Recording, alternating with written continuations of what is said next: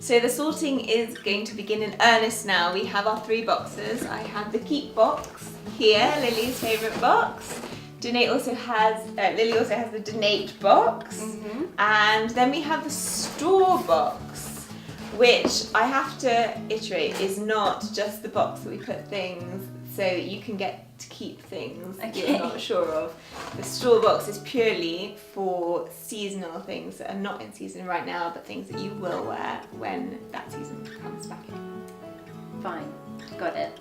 Let's start with the donate box. Okay, so I can immediately see a couple of pairs that would be good for donation. The 3 jazzy summer sandals on the top shelf, I think we can probably donate those.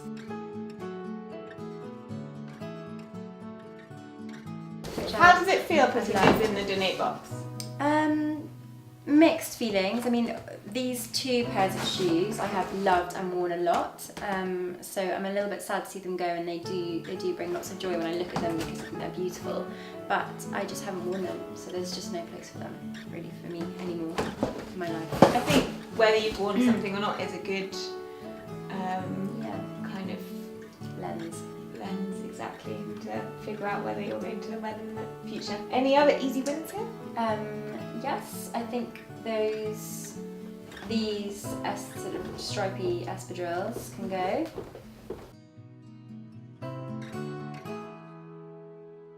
The silver metallic sandals can definitely go. Okay.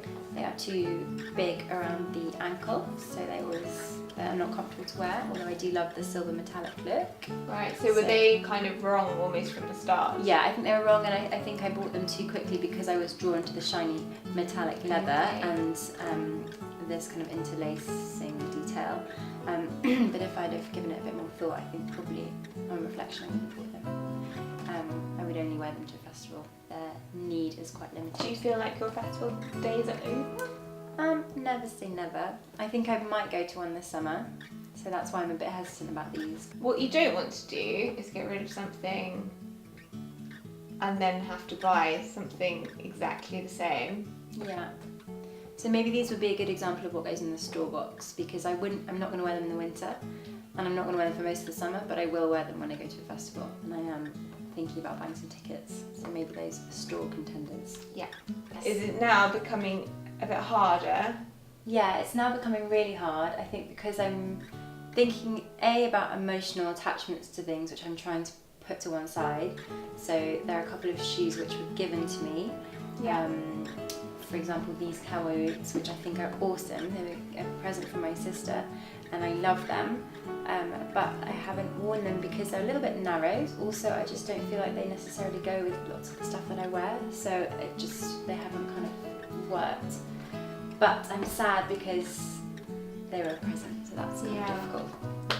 So when it comes to presents, I think the way to think about presents is they were a gift and they were given with love, and that person got to show their love to you by giving you the present, and that doesn't go away because you can no longer use the present. Because I think sometimes when we get a present, it sits in our wardrobe or on a shelf, and actually if we don't use it, it just becomes a source of guilt and a bit of a drain on us, and we can still have the love that was meant with the gift, but kind of give the actual object on, and then it lives on for someone else who will love them and will use them. So I think that's kind of perhaps a more useful way of thinking about a gift. Yeah, I think you're right. So yeah, those probably should go in that case, and someone else would love to wear them. So these are going to go, sadly, with great sadness, into my donate box. These are actually my mum's. They're from the 70s. Wow. And I love them, and they're beautiful, but again, very high, and just not that practical. I think she probably wore them a lot with a tiny weeny miniskirt, but I love the idea of them, but I've never actually worn them. I've just looked at them in my cupboard, so, and they're in perfect condition. Yeah. And they're made in Italy, so they're great quality, and for someone else to enjoy. I think what we should do now is anything that you've worn a few times in the last month can stay, because they're being used. Okay. Okay. fine. The blue velvet espadrilles I wore very recently, last week, a lot. Okay. They're staying. Okay, so this beautiful pair of velvet flats, I bought these for a wedding, which I'm So going you to. haven't worn them yet, but they're brand new, I haven't and worn you them yet. intend to wear. I You have a intend- specific thing you're going to wear them to. Next week. And I have to say, as soon as I saw them, I completely fell in love with them, and they do bring lots of joy. So I'm not getting rid of those. Okay. Those are staying. That's fine. So I think anything brand new that you know that you are going to wear is allowed. So I think these and These ones. are also brand new. These are brand new. I bought them at the end of the summer to wear next summer and spring. Okay. I would watch your how you use them, because you do have a pair exactly the same as this. In blue. In dark blue. blue. I think the thing to do with shoes like this that you have replicas of but perhaps are brand new and you're not ready to get rid of them is put them into a wardrobe, but put them into a wardrobe facing backwards. And if you do actually take them out to wear them for a particular occasion, they'll end up facing this way in your wardrobe, and you'll know that you're wearing them, and then you'll know that you can keep them. If they're still facing backwards by the end of the year, they're gone. Okay, these are going to be difficult. I love these. I love them a lot. Yeah, you just tried them on, and they do look lovely. I know they're a bit bonkers, but I love the bonkers print, and I actually love the pointy toe. But do you feel that perhaps these are shoes for a life you don't have? Yes, quite possibly.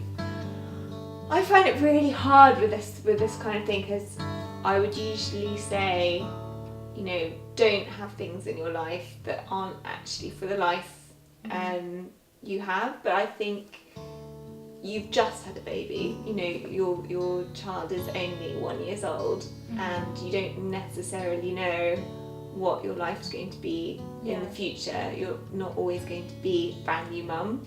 They are untested. They haven't yet had the chance to prove themselves for their space in my wardrobe. Yeah. So we could test them. Maybe they give them a chance, and I think it's important that you do actually wear them on a night where you find out how comfortable or uncomfortable they are, and that might be what sways you one way or the other. Yeah. So for testing purposes only. Okay. I spent the key cards. Okay, so we've got just two left. These are my wonderful Brogue inspired stiletto boots. And these are giving me joy. They I like them. they're wonderful. I have a feeling you probably will wear these, but if you don't, then They're out. you Okay. have to give them to me. Okay. That's a deal. I will So keep do that. So I think they're gonna have to go. You may have to go. Yeah, I Okay. really do like them, but I would always go to the other ones over these. So Bye bye. bye bye espadrilles. Thanks for being my espadrilles. That's it. Wow! Look at that. Yeah, Look what you did. it's a lot of shoes. It's a lot of shoes. So we basically cut the collection by half. Let's put these all together and see what your shoe collection is like now. Okay. I think you've done really well. Thank I'm really you. proud of you. How does it make you feel on a kind of an emotional level? It's strangely liberating. Although there are shoes in the donate box that I still do really love and think they're great, I know that there's no place for them in my life now. So it is quite liberating to just be getting rid of them and allowing them to exist for other people. So yeah, it it's must good. be nice to know that when you open your wardrobe and you look for a shoe, all of the shoes there are ones that are comfortable, they're ones that fit you, they're ones that you have really chosen and cherished. So to talk about our tips, what I would say is we've started small with decluttering today with Lily. She might not feel like it started small, but we've just done the shoe collection. It's a really good idea just to start with one collection in your house, be it your shoes or your socks or your books, and start there. What we did was we thought about the shoes that Lily wears most often and created a kind of core collection.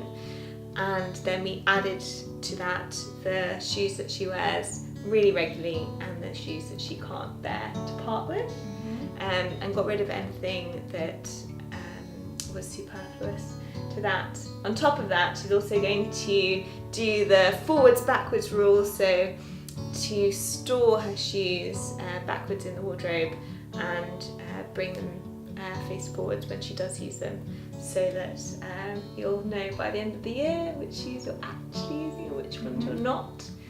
On top of that, not letting the same situation happen again. You better not. In 5 years' time, I'm not going to be doing this again. So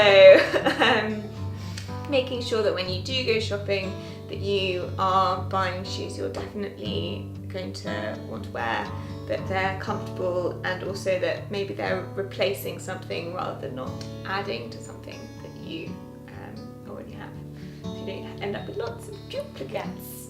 Okay. Anything to add? What have I missed out? I don't think so. I think it's an experience. I'm glad we've done it. It was quite painful, but also cathartic. So I think thank you for your help. Oh, you're very welcome. It's been brilliant, and hopefully it'll be a kind of joyful experience opening a wardrobe in the next few months. I think it will be. Seeing all that free space in there. Okay, that's all for us today. So join us next time, share us on social media, and happy sustainable shopping.